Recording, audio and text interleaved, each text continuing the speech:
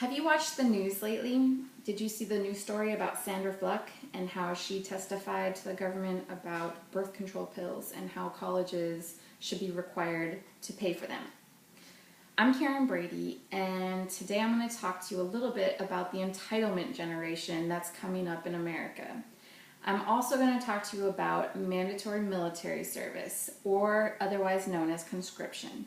I'm going to tell you some countries that currently require this, and then I'm going to tell you about how I feel if America started requiring this, our youth of America would feel more like giving to society instead of taking from it. Now, I know that all of these news stories are getting a lot of political play because of the presidential election season, but I think they're missing the point. The point to me is, how does America's youth feel so entitled? Why do they feel that everything should be given to them instead of earned? Like, for example, Sandra Fluck.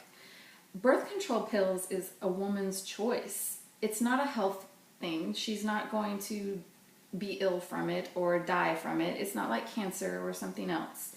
This is a woman's choice, and there are other choices besides birth control pills, like condoms, for example, or not having sex at all. Now, any of these are optimal, but these young women feel that we should pay for them. Now, this is detrimental to this is degrading our society, because the more they ask and require from their government, then the more the taxpayers have to pay for it. And somebody has to pay for it. Who else is it going to be? And who wants to work really hard for their money to have it just be given to somebody else? This is a terrible thing that's happening to our country. We're definitely going down the wrong path.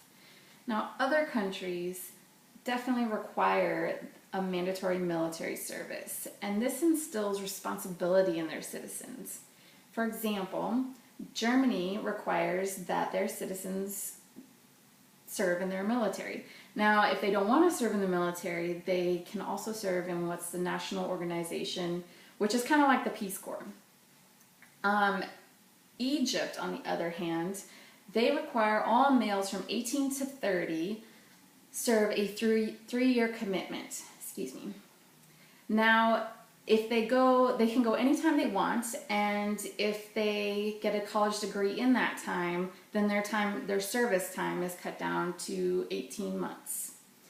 Israel, on the other hand, goes about it a little bit different, not completely.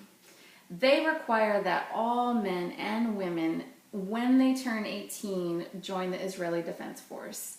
Now, men serve 3 years, women serve 21 months, and they do have special rules for if they get married or want to have children.